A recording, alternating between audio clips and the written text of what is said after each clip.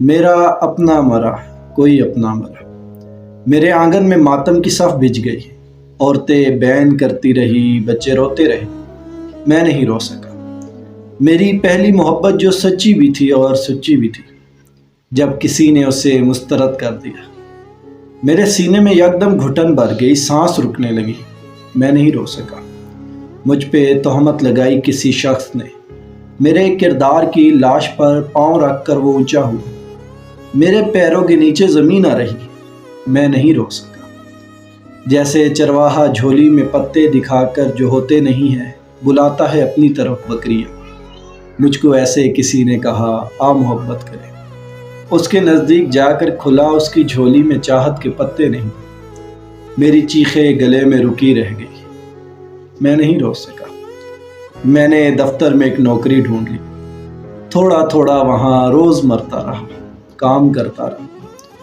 میرے کانوں میں لاوا انڈیل آ گیا، میرے چہرے کی رونق مٹائی گئی، ایک ایک رگ سے خون کو نچوڑا گیا، میرا سارا بدن زرد ہوتا رہا، درد ہوتا رہا، میں نہیں رو سکا۔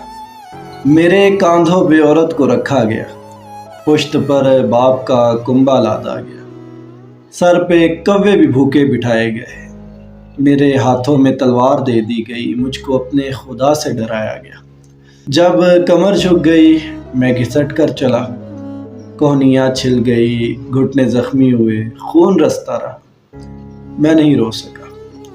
حادثوں، آفتوں، بم دھماکوں، وباؤں میں اور جنگ میں میرے اپنوں کی لاشیں اٹھائی گئی، میرا دل بھر کے آنکھوں تلک آ گیا، میں نہیں رو سکا۔ رات دنیا سے چھپ کر میں ایسے جہاں کو خیالوں میں لاتا ہوں جس میں سبھی دوست ہوں، اس طرح جس طرح پیڑ کی ایک ٹہنی کٹے تو سبھی ٹہنیاں خود پہ محسوس کرتی ہیں آرے کے دانت، اور سبھی ٹہنیاں اپنا رس بانٹتی ہیں کٹی شاخ سے، پھر کئی ٹہنیاں پھوٹتی ہیں اسی شاخ سے۔